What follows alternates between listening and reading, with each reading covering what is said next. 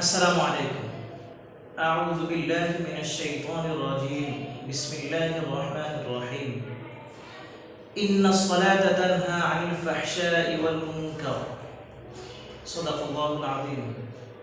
আল্লাহ পাক রব্বুল আলামিন বলেন, নিশ্চয়ই নামাজ অশ্লীল ও মন্দ কাজ থেকে বিরত রাখে।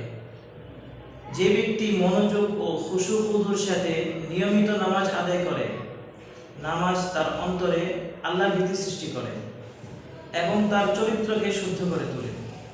ফলে সে অশ্লীল ও মন্দ কাজ যেমন ব্যভিচার, নগ্নতা, মিথ্যা, অন্যায়, চুরি কাজ থেকে বিরত রাখে। নামাজ শুধু কেবল শরীরের এক ব্যায়াম নয়, বরং এটি একজন মুমিনকে সৎ পথে পরিচালিত করে এবং খারাপ কাজ থেকে বিরত রাখে। তবে এই প্রভাব তখনই আসে যখন নামাজ হয় মনোযোগপূর্ণ, বুঝে শুনে এবং নিয়মিত।